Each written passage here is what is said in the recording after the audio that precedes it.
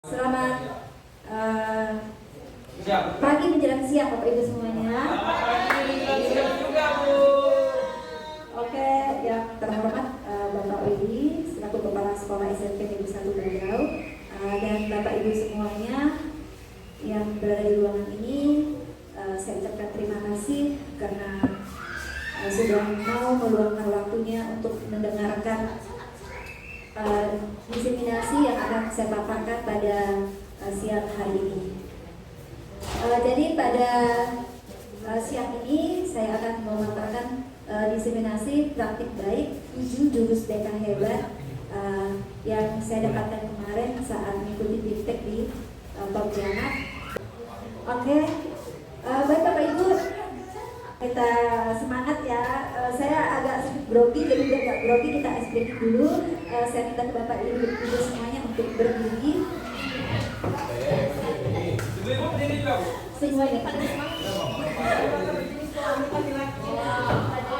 Oke, baik Bapak Ibu, clue-nya itu kalau saya katakan botak, nanti Bapak Ibu pegang kepalanya. Kalau saya katakan batuk, pegang mulutnya. Kemudian kalau misalnya saya bilang batik, Bapak Ibu pegang bajunya. Oke, siap Bapak Ibu? Siap. Oke, baik, kita mulai ya. Botak, batik, batuk, botak, enggak pakai bunyi kata tadi. batuk, batuk, batik, batuk, batik, botak, batik, batik, batuk. Oke, baik, terima kasih.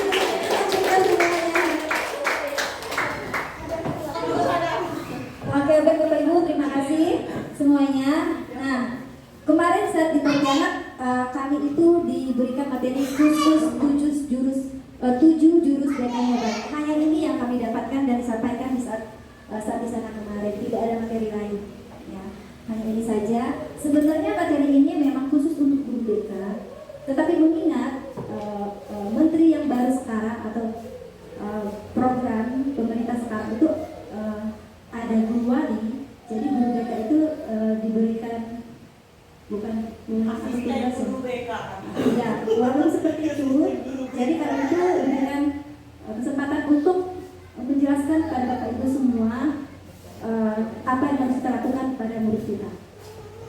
Jadi ada 7 jurus guru BK hebat itu. Yang pertama itu kenali potensi, kemudian yang kedua kelola emosi, yang ketiga itu tumbuhkan resiliensi, yang keempat itu jaga konsistensi, yang kelima jalin koneksi, yang keenam bangun kolaborasi, dan yang ketujuh menata situasi.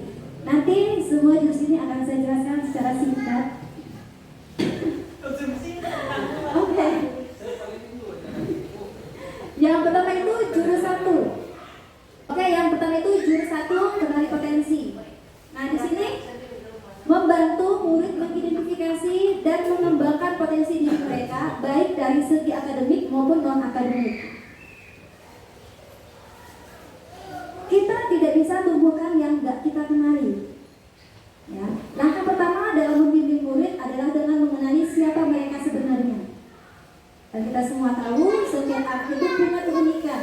Ada yang menonjol dalam seni, ada yang punya logika kuat, ada pula yang menyukai tim kerja. Nah, jadi anak itu kita semua tahu mempunyai karakter yang berbeda satu dengan yang lainnya. Nah, di sini kita mengenal apa jenis kecerdasan menurut Howard Gardner. Ya, ada 8 kecerdasan. Yang pertama itu kecerdasan intrapersonal. Ada 8 kecerdasan, Bapak Ibu bisa baca dan lihat di situ. Kemudian 3 gaya belajar murid, kita semua tahu dan kita juga sering mendengar ya, tentang 3 gaya belajar murid ini. Jadi yang pertama itu kita harus mengenali siapa murid kita dan bagaimana mereka agar kita bisa mendampingi mereka dengan baik. Gaya belajar visual, belajar berpenglihatan, seperti membaca, yaitu contoh itu membaca, memperhatikan gambar, diagram, menggunakan warna. Pokoknya semua materi yang disajikan secara visual. Kemudian gaya belajar auditory, mendengarkan penjelasan guru, itu contohnya rekaman, diskusi atau membaca buku dengan suara keras. Jadi kalau ada beberapa anak yang tidak bisa membaca dalam hati, berarti anak itu termasuk auditory. Kemudian gaya belajar kinestetik, contohnya belajar dengan cara praktik langsung ya, seperti kayak suka PCOK itu berarti dia kinestetik, kalau suka gerak-gerak. Kemudian demonstrasi, membangun, bermain peran, atau kegiatan yang melibatkan gerakan tubuh. Bapak Ibu pasti sudah tahu semua. Oke, jurusnya itu kelola emosi. Murid tidak hanya pintar, tetapi juga harus sadar dan tenang. Ya. Murid yang cerdas secara emosi cenderung lebih tangguh dan berdaya saing. Tugas kita sebagai pendidik membantu murid memahami, menerima, dan mengatur emosinya sendiri. Dengan mengajarkan murid bagaimana merespon stres, kecewa, atau marah dengan cara yang sehat. Guru membangun dasar yang stabil dan hubungan yang lebih baik. Pada dasarnya, murid yang tenang akan lebih mudah belajar dan murid yang sadar akan lebih baik dalam bertindak.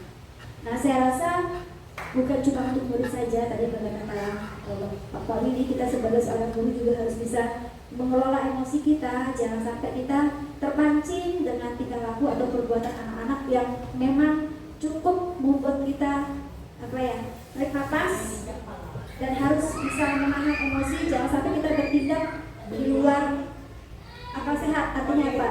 Iya, melanggar kode etik dan membuat kita menjadi orang yang tidak bisa mengelola emosi dengan baik. Di sini ada jenis-jenis emosi menurut The Castle of Soul. Oke. Pembelajaran sosial emosional berdasarkan kerangka Castle yang bertujuan mengembangkan 5 kompetensi sosial dan emosional atau KSE, yaitu kesadaran diri, manajemen diri, kesadaran sosial, keterampilan berelasi, dan pengambilan keputusan yang bertanggung jawab. Ini 5 emosi menurut KSL. Kolaboratif for academic, social, and emotional learning atau KSL itu terbagi menjadi 5 sesuai dengan gambar roda yang ada di depan itu. Jadi kita diharapkan bisa mengenal emosi-emosi yang dimiliki oleh anak-anak kita. Dan jangan sampai nanti saat kita menangani anak-anak kita tidak mengenal emosi mereka dan kita bertindak seluruh hati yang mengakibatkan anak bukan malah terselesaikan masalahnya, tetapi malah menjadi-jadi. Jadi sebagai guru kita harus bisa mengenal itu semua. Kemudian jurus 3, menumbuhkan resiliensi atau daya lenting. Di sini mengembangkan kemampuan murid untuk menghadapi tantangan dan tekanan serta pulih dari situasi sulit. Mengapa daya lenting makin penting? Kita semua tahu di zaman modern seperti saat ini, media sosial itu sangat berpengaruh, bukan cuma media sosial, ya, lingkungan juga sangat berpengaruh. Bahkan di sini hanya karena diejek tak punya ayah, ada anak yang bunuh diri. Kemudian HP disita terus kabur kan Pak? Iya. Tantangan dibully sebagai anak yatim, siswa juga bunuh diri. Jadi banyak sekali kita mendengar berita di media sosial terkait ketidakmampuan anak-anak untuk menghadapi situasi yang berat pada saat ini. Bahkan bukan cuma anak-anak, kita orang dewasa juga kadang-kadang tidak mampu, bisa membuat kita jadi stres, terbebani, dan membuat kita seperti orang gila dengan tidak sadar. Anak hebat bukan yang tidak jatuh, tapi yang terus bangkit. Hidup tidak selalu berjalan mulus. Murid perlu tahu bahwa kegagalan adalah bagian dari proses menjadi lebih kuat. Peran penting kita sebagai guru melatih ketahanan, bukan sekedar memberi nasihat. Guru yang baik tidak memanjakan murid dengan solusi cepat, tapi menemani mereka untuk belajar bangkit dari kegagalan dengan kepala tegak dan hati yang lapang. Resiliensi adalah bekal yang akan menyelamatkan mereka bukan hanya saat ujian sekolah, tapi juga dalam kehidupan nyata. Kita membangun pola pikir bertumbuh atau growth mindset, atau kalau di BB, pola pikir bertumbuh dan bukan pola pikir tetap atau fixed mindset.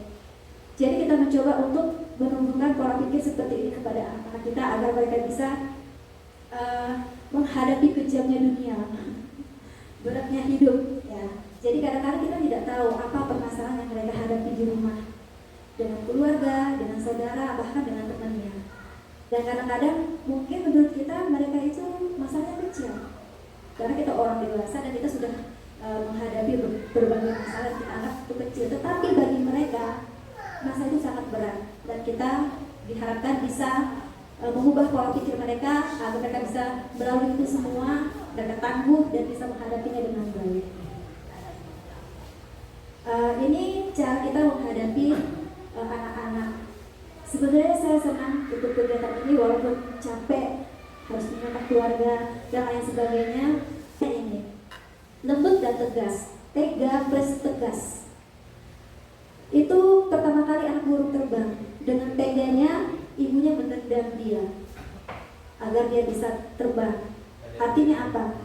Ada saat-saat tertentu kita memang harus tegas dengan anak, harus tega agar dia bisa belajar, bisa berkembang. Jangan dimanja, ya itu maksudnya. Nah, di sini ada 4 kotak. Tegas, tidak lembut, itu artinya orang tua menang, anak kalah. Jadi kalau kita tegas tapi tidak lembut, kita menang, tapi anak kita kalah. Kemudian tegas dan lembut itu kita menang, anak juga menang. Dan diharapkan sih yang ini ya, sama-sama menang. Tidak tegas, tidak lembut, orang tua dan anak sama-sama kalah. Kemudian tidak tegas tapi lembut, orang tua kalah, anak menang. Di sekolah ini kita sering sekali menghadapi ketiga ini. Ini jarang sekali kita temukan. Bahkan saat kita panggil orang tua, mereka sudah menyerah. Kayak kemarin ya, Bu Yeni ya, si siapa? Yang rokok. Si Jiran itu kakaknya udah menyerah. Sudah nggak tahu lagi mau ngapain. Otomatis anaknya ya berbuat sesuka hati. Dan misalkan kita sebagai guru, kita bisa ngapain? Kita hanya berapa jam aja ketemu dengan mereka. Ya.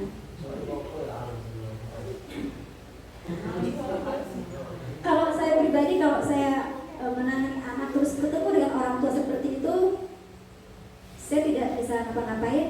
Saya hanya memberikan saya hanya mendekati anaknya saja, ya. Saya tidak akan marah-marah dengan anak itu, atau saya tidak akan gimana. Karena apa? Karena dia di rumah orang tua itu sudah seperti itu. Kita nggak bisa ngapa-ngapain lagi. Kita mau tempelin kayak gimana pun, kita nggak akan ada perubahan. Kalau memang anak itu tidak mau berubah sendiri. Karena yang namanya anak-anak itu, dia akan bisa berubah kalau memang dia mau berubah. Ya, tapi kita harap semoga mereka dengan bertambahnya usia, mereka bisa tahu kesalahan mereka dan mau berubah, dan jangan sampai berubahnya nanti terlambat. Kemudian jurus 4, jaga konsistensi atau kebiasaan berkesadaran. Di sini membantu murid untuk tetap fokus pada tujuan, mempertahankan perilaku positif dan menghindari perilaku impulsif. Disiplin bukan paksaan, tapi kesadaran. Kedisiplinan tidak harus keras, tetapi harus konsisten. Guru dapat membantu murid membangun rutinitas positif atau kebiasaan positif. Kita semua tahu sekolah kita punya kebiasaan positif. Mulai dari kebiasaan belajar, mengatur waktu, hingga menjaga etika sosial. Disiplin yang ditanamkan bukan karena takut dihukum, tapi karena murid tahu apa yang mereka lakukan. Ini disebut disiplin yang tumbuh dari kesadaran, bukan keterpaksaan. Ketika anak mempunyai arah dan tujuan hidup, mereka akan belajar mengatur diri dengan sukarela. Saya rasa bukan cuma anak-anak, kita pribadi mungkin susah ya untuk konsisten dengan apa yang kita lakukan. Ya, tapi kita sebagai seorang guru, kita berhak untuk mendampingi mereka, untuk memberitahu mereka apa yang harus mereka lakukan agar mereka bisa menjadi anak yang baik, ya, dan bisa sadar apa yang harus mereka lakukan tanpa ada paksaan sama sekali. Betul. Kesadaran dan paksaan. Di sini kita sering sekali permainan genggam tangan. Ya, satu orang membuka genggaman tangannya dengan paksaan. Ya, terserah mau gimana caranya. Kemudian, yang satu lagi membuka genggaman tangan dengan tanpa paksaan, tanpa memegang tangan, tapi dengan bahasa yang lembut, atau bagaimana caranya agar orang itu bisa membuka telapak tangannya. Nah, kalau misalnya kita konsisten, pasti orang yang memegang tangannya tidak akan membuka telapak tangannya. Apapun rayuan, apapun godaan, bagaimanapun caranya. Tetapi orang yang ingin membuka tangan juga harus berusaha. Ya, bagaimana caranya agar orang itu ya mau membuka tangannya. Jadi tergantung dari kita lagi, ya kita mau membuka atau tidak, ya kegiatan tangan itu. Kesadaran dan paksaan. Radar anti persuasi akan aktif, kemudian muncul reaksi atau reaksi resistensi. Perintah akan diabaikan, larangan jadi rekomendasi. Nah, sebenarnya di sini ada tentang otak ya, Bapak Ibu. Neurotik kalau nggak salah, limbik dan ketiga. Jadi di sini kalau kita berbuat sesuatu itu akan bereaksi. Misalnya di sini contohnya, hati-hati jangan lihat kiri, otomatis kita akan penasaran. Iya, pasti kita akan melihat. Ya. Lain yang diperintah, otak kita bekerjanya lain. Ya, sama seperti anak-anak. Ya. Mungkin bahasa yang kita utarakan jangan seperti itu agar mereka tidak penasaran. Ya. Mungkin kita bisa gunakan bahasa yang lebih baik. Karena makin kita larang, mereka makin penasaran, makin pengen tahu. Jangan buat aturan di sekolah. Biar mereka nak melanggar, Pak. Kalau kita buat aturan, mereka penasaran. Iya benar, Pak. Betul nggak? Oke, ini menurut Kak Seto, di zaman sekarang itu jangan mimpi punya anak yang penurut. Ya, ini menurut beliau. Kita justru akan frustasi. Mimpilah punya anak yang mandiri dan bisa kerja sama. Saya pun jadi berpikir, saya pribadi sebagai seorang ibu pengen anak saya ikut apa yang saya katakan. Iya. Dan sekarang kita harus punya mindset ya. Kita harus membantu anak-anak kita untuk menjadi anak yang mandiri dan mau berkolaborasi atau bekerja sama. Kalau dia bisa mandiri dan mau bekerja sama, otomatis dia akan menjadi anak yang baik. Ya. Yang buat apa? Kerja sama. Ada apa anak Soria? Dia masih anaknya dia. Iya. Ada kolaborasi sama orang Iya, lain. betul. Anak pesan pakan. Oke, baik, selanjutnya ini dari kesadaran menuju kebiasaan dan konsistensi. Nah, kita semua pasti sering kan punya rencana atau punya angan-angan atau punya hayalan. Saya hari ini pengen bangun jam 4 pagi misalnya. Tetapi kenyataannya mungkin hari pertama kedua kita bisa bangun jam 4 pagi. Hari selanjutnya kita akan malas-malasan. Artinya apa? Kita tidak konsisten dengan kebiasaan yang kita buat. Artinya apa? Semakin hari semakin menurun, kemudian hilang semangat kita. Iya, seharusnya ya kita itu jangan punya hayal terlalu tinggi. Ya. Tetapi dia konsisten, tetap. Walaupun dia sempat hilang, tetapi kita bisa lagi melaksanakan apa yang kita lakukan. Ya. Tadi kan pengen dia larinya itu 10 apa itu? 10 kilometer. Iya, 10 kilo dia pengen lari. Hari pertama dia semangat 10 kilo, hari kedua semangat, lama-lama dia menurun. Dia terlalu tinggi yang dia inginkan. Seharusnya, ya, kita harus dari hal yang sederhana dulu. Oke, saya hari ini larinya cuma 1 kilo aja. 1 kilo berhasil, kemudian saya 2 kilo, 3 kilo, 4 kilo, dan akhirnya apa? Tetap itu tetap bisa dilakukan dengan konsisten karena memang dia tidak menginginkan hal yang terlalu berlebihan atau tinggi. Sebenarnya ini itu otak apa sih namanya sih, ada yang saya juga lupa. Iya, limbik, iya, neokortex, limbik dan reptilian brain. Nah ini seperti menggoda, ini karakter apa sih bahasa kita yang tidak baik. Ya, ini dia tidur karena iya setannya. Ada setan. Oke, ini menurut F.M. Alexander, orang tidak menentukan masa depan mereka. Mereka lah yang menentukan kebiasaan mereka, dan kebiasaan mereka lah yang menentukan masa depan mereka. Oke, jurus 5, jalin koneksi atau komunikasi empatik. Membangun hubungan positif dan suportif antar murid, guru, dan orang tua, serta lingkungan sekolah secara keseluruhan. Terkoneksi sebelum mengukur. Murid tidak akan mendengar dengan baik jika mereka tidak merasa dipahami terlebih dahulu. Oleh karena itu, hubungan emosional yang sehat merupakan kunci utama keberhasilan konseling atau bimbingan. Guru bukan tempat menghakimi, tetapi ruang untuk mendengarkan dengan tulus. Komunikasi empatik membuka hati murid hingga mereka mau terbuka, berubah dan berkembang. Ketika anak merasa dilihat dan diterima, mereka tidak hanya lebih percaya, tetapi juga lebih siap untuk belajar dan berubah. Nah, saya rasa ini agak susah kita lakukan, ya Bapak Ibu ya. Empatik, iya. Tetapi di sini kita ditekankan untuk selalu bisa bersikap seperti ini kepada anak-anak. Iya, lemah lembut. Tapi memang tidak semua anak bisa dibuat seperti itu. Tadi seperti anak burung tadi kita harus bisa tegas, tapi tegasnya bukan tegas kita membuat mereka takut, membuat mereka cemas. Tegasnya di sini kita sambil merangkul mereka. Jangan sampai nanti mereka jadi ketakutan atau merasa tidak dihargai atau merasa kayak dikucilkan gitu hanya karena tingkah laku kita yang karena kita tidak sadar kita sudah melukai mereka. Oke, ini rumus mendengar aktif disingkat dengan dengar jam. Nah, jam ini saya jadi ingat di tempat kita kan jam itu kan lagi. Iya. Nah, di situ dedikasikan tubuh dan jiwa kita, ekspresi diperlihatkan, kemudian menetralkan posisi. G-nya gangguan hilangkan, amati isi pembicaraan, respon dan jangan dipotong.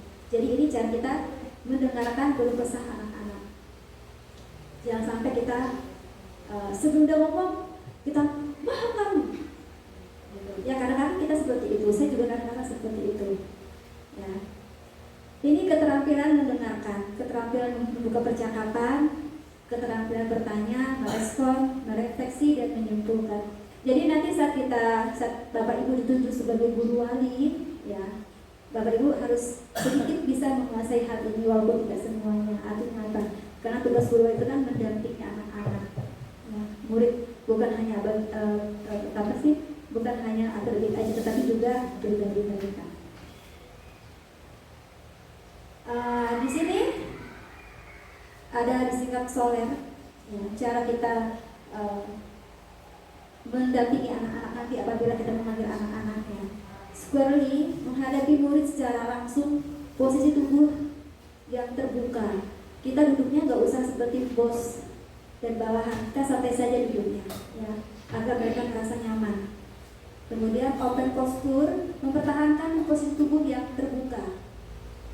L-nya itu lean, sedikit condong ke arah murid. Gerakan ini mengkomunikasikan bahwa guru sedang mendengarkan dengan aktif dan ingin memahami lebih dalam. Jadi kita harus bisa seperti menghargai mereka, kita kayak, oh ya berarti guru ini mau mendengarkan cerita saya, gitu. Jadi mereka merasa dihargai. Contact menunjukkan bahwa guru sedang mendengarkan dan menghargai murid. Jadi saat mereka berbicara kita pandangin mereka, ya, biar mereka itu merasa bahwa kita tuh mendengarkan. Jangan sampai saat kita berbicara kita boleh ke kiri, boleh ke kanan, sibuk dengan aktivitas yang lain. Kemudian relax. Tampil rileks dan alami, hindari gerakan gelisah atau ekspresi wajah yang tegang.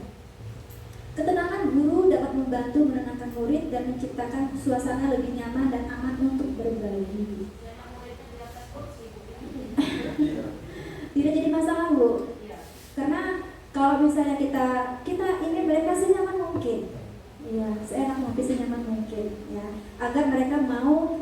Artinya apa? Kita harus sebelum menerima mereka apa adanya, agar mereka mau terbuka. Karena kalau kita dari awal kita sudah tidak bisa menerima mereka, mereka akan berat untuk menceritakan apa permasalahan mereka, ya, karena sudah mereka tertekan.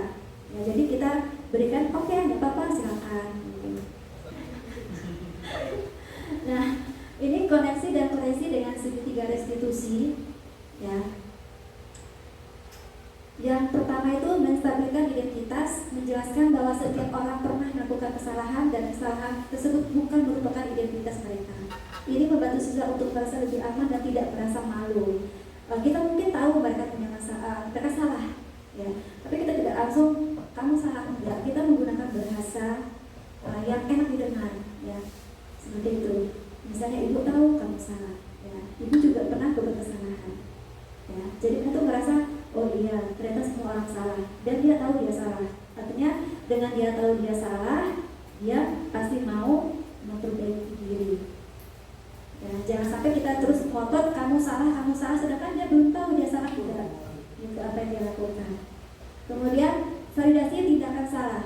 Memvalidasi perasaan dan alasan dibalik tindakan salah tersebut. Ini membantu siswa untuk memahami akar masalah dan tidak merasa disalahkan. Nah, kita bisa sedikit mengubah bahasa yang kita gunakan, ya, agar mereka tidak merasa disalahkan, ya, tetapi mereka merasa dipahami gitu, sehingga mereka mau terbuka. Karena kadang-kadang bukan kadang-kadang, ya, kita sering sekali menemukan anak-anak berbohong, ya, yang tidak mau jujur. Sudah beberapa kali dipanggil, sudah kita lakukan berbagai cara, tetap masih berbohong, dan akhirnya mereka mau terbuka. Itu artinya apa? Berarti dari awal kita itu sudah kurang tepat, ya, untuk menangani anak tersebut, sehingga dia takut dan akhirnya berbohong. Kemudian menanyakan keyakinan, mengajak siswa untuk merefleksikan nilai-nilai yang mereka pegang dan bagaimana tindakan mereka bertentangan dengan keyakinan tersebut. Ini membantu siswa untuk belajar dari kesalahan mereka dan mengembangkan pemahaman yang lebih dalam tentang nilai-nilai kebaikan. Kita apapun permasalahan yang mereka hadapi, kita kaitkan dengan kehidupan kita atau nilai-nilai kita pegang yang ada di tempat kita.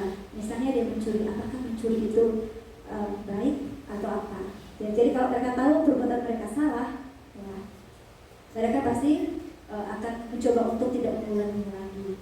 Daripada kita harus marah-marah, ya, kadang-kadang kan mereka tahu mereka salah, mereka tahu itu tidak baik, tidak boleh, mereka tahu semua itu, cuma mungkin kurang diingatkan, ya, sehingga mereka merasa itu perbuatan yang biasa saja, atau mungkin mereka punya lingkungan atau teman yang memang suka mencuri, sehingga mereka merasa itu perbuatan yang biasa, ya. Jadi kita sebagai seorang guru, kita harus bisa memberikan pemahaman itu, ya, dan itu melanggar etika atau norma yang ada di sekitar kita.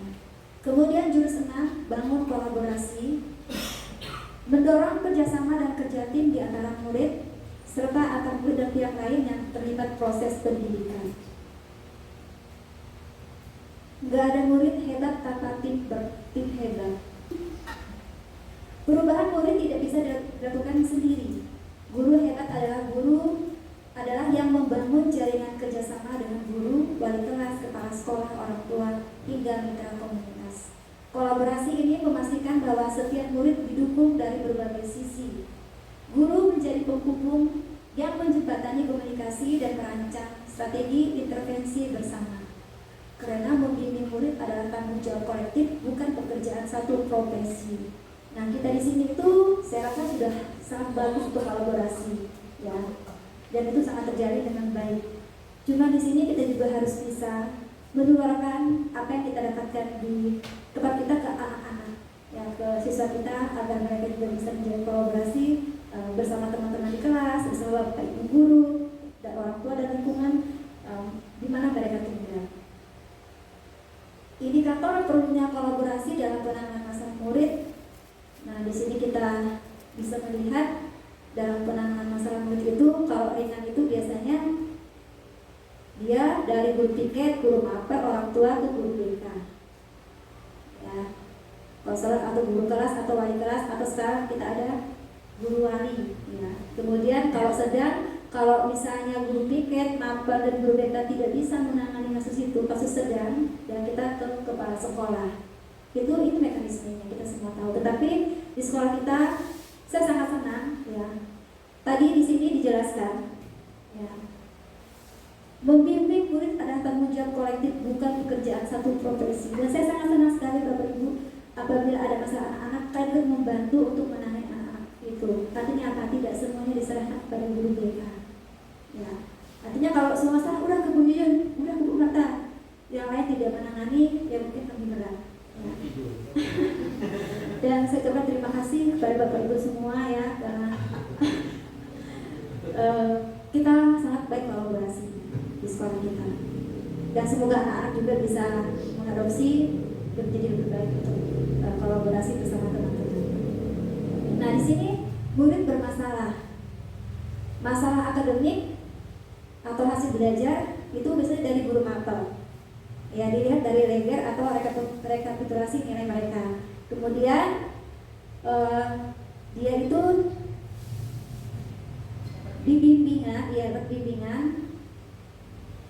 yaitu dengan remedial, pengayaan itu dari wali kelas, dari guru BK, ya. Kemudian nanti kalau misalnya ini sudah dibimbing tapi tidak teratasi, tidak tuntas, kita langsung ke bagian orang tua. Dan itu sudah kita lakukan semua, ya. Itu juga itu masalah. Iya, ini yang tentang tata krama atau tentang peraturan sekolah ya ini. Ini tujuan pelibatan orang tua. Nah, meningkatkan efektivitas intervensi melalui dukungan konsisten di rumah dan sekolah, memperkuat hubungan dan komunitas sekolah rumah, mengurangi miskomunikasi atau resistensi terhadap strategi sekolah, mempercepat deteksi masalah dan pengambilan keputusan bersama. Nah, ini semua sudah kita lakukan ya. Kalau ada masalah kita selalu melibatkan orang tua. Tujuan kita yaitu agar tidak terjadi miskomunikasi ya antara rumah dan sekolah. Dan kita akhirnya apa? Bisa mengambil keputusan bersama yang tepat untuk anak kita. Ya, jangan sampai terjadi miskomunikasi, orang tua menyalahkan sekolah, begitu juga sebaliknya. Nah, jurus 7 menata situasi. Menciptakan lingkungan belajar yang kondusif, aman, nyaman, dan menggembirakan bagi murid, serta mendukung pertumbuhan dan perkembangan mereka. Sebelum murid bisa belajar, mereka harus merasa aman dulu. Murid tidak bisa berkembang di lingkungan yang membuat mereka takut dan tertekan. Guru perlu mengawasi dan menjaga iklim sekolah agar tetap ramah, bebas dari perundungan, dan penuh dukungan. Ruang kelas, kantin, bahkan grup WhatsApp kelas adalah bagian dari ekosistem belajar. Ketika semuanya terasa aman dan menyenangkan, belajar akan menjadi pengalaman yang menggembirakan, bukan menegangkan.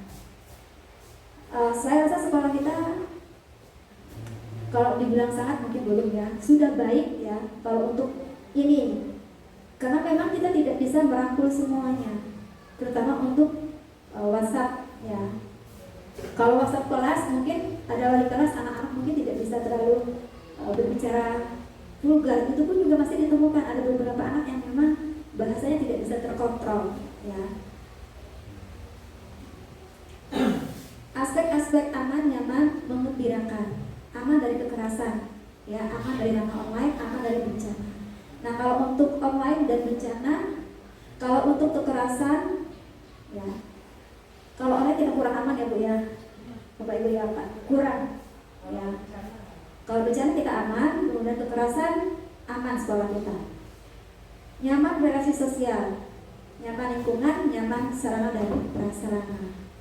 Kalau lingkungan sekolah dan sarana prasarana kita aman, kita nyaman ya. Kemudian gembira dalam belajar, gembira dalam minat dan bakat, gembira dalam bermain. Oke.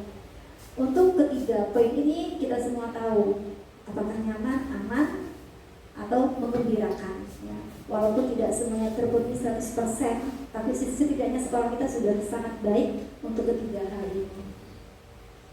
Nah, ini tata kelola ya, untuk sarpras, tata kelola sekolah kita dan edukasinya sudah sangat baik untuk sekolah kita. Walaupun memang ada beberapa ruang kelas yang keadaannya memang memprihatinkan, tetapi masih aman untuk anak-anak.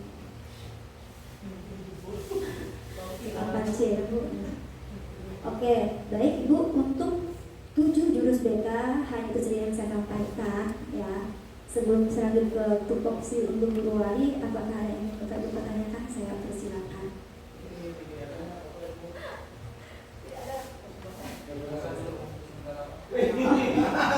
Oke, baik, kalau tidak ada kita lanjut Pak ya, nanti kalau sudah selesai dari pertanyaan. Oke, baik, kita lanjut tugas pokok dan fungsi atau tupoksi guru wali.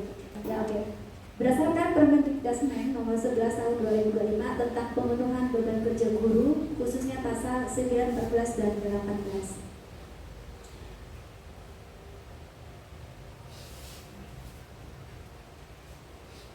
Oke, dasar hukumnya Permendikbud nomor 11 tahun 2025 tentang pemenuhan beban kerja guru berlaku mulai tahun ajaran 2025-2026, yaitu mengatur beban kerja guru termasuk penugasan sebagai guru wali. Jadi ini berlaku tahun ini Pak ya.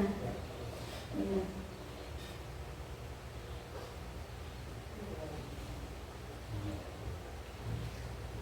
Definisi guru wali tadi juga sudah disinggung oleh Bapak ya. Guru mata pelajaran yang diberi penugasan untuk melakukan pendampingan kepada murid mulai dari saat terdaftar di sekolah hingga lulus dengan fokus pada pendampingan akademik, pengembangan kompetensi dan keterampilan serta pembentukan karakter murid. Nah, jadi Bapak Ibu nanti siapapun yang ditugaskan menjadi guru wali, jadi Bapak Ibu itu nanti akan mendampingi murid kita itu dari mereka daftar pertama kali masuk sampai nanti mereka lulus. Nah, apa yang dilakukan ya ini pendampingan akademik. Ya,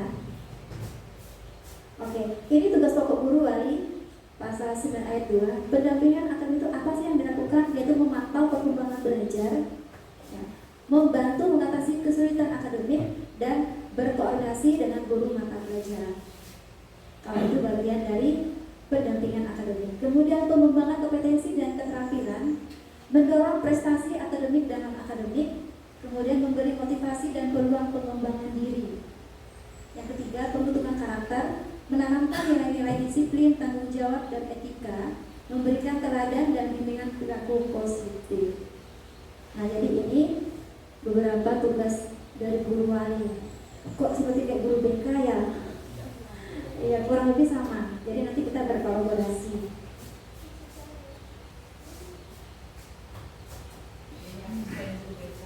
Iya. Begitu tulisannya.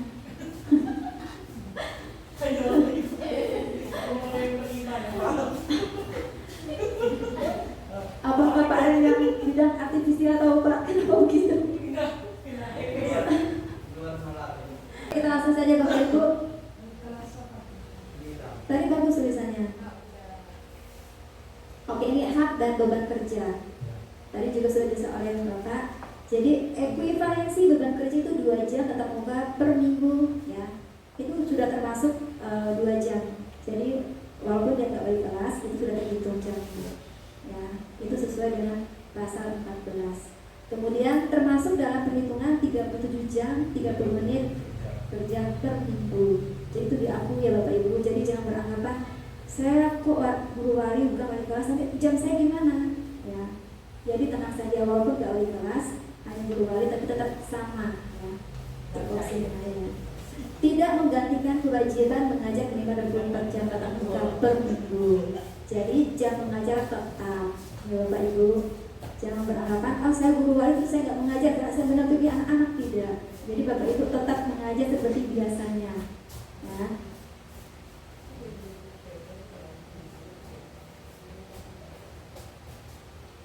Oke, kolaborasi dan pelaporan. Bekerjasama dengan guru lain untuk penanganan masalah murid, menyampaikan laporan perkembangan murid kepada kepala sekolah, orang tua, wali murid atau guru BK. Nah, nanti tugasnya guru wali itu juga membuat laporan atau menyampaikan apa yang telah dilakukan kepada muridnya, ya kepada kepala sekolah, wali muridnya, dan guru BK.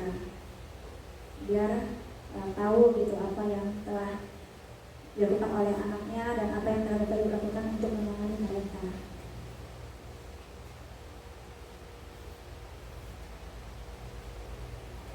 Tujuan penugasan guru wali meningkatkan kualitas pembelajaran dan pendidikan karakter, memberikan perhatian personal kepada murid, kemudian memastikan murid berkembang secara utuh, ya, akademik, keterampilan dan kepribadian. Ya. Memang di sekolah itu kebanyakan anak-anak nakal. Jadi kadang-kadang kita lupa menangani anak-anak yang memang berbakat atau anak-anak yang pintar. Kita fokusnya ke anak-anak yang bermasalah. Mungkin itu tujuan kenapa diciptakan guru wali, sehingga guru wali itu bisa mengkoordinir semuanya atau beberapa anak yang memang harus ditangani, tidak seakan makan.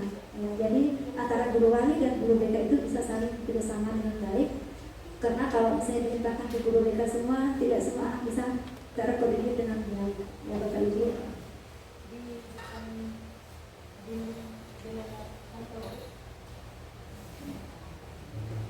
Sama juga ini. Oh iya, berarti harus 2 kali klik ya Pak tadi itu.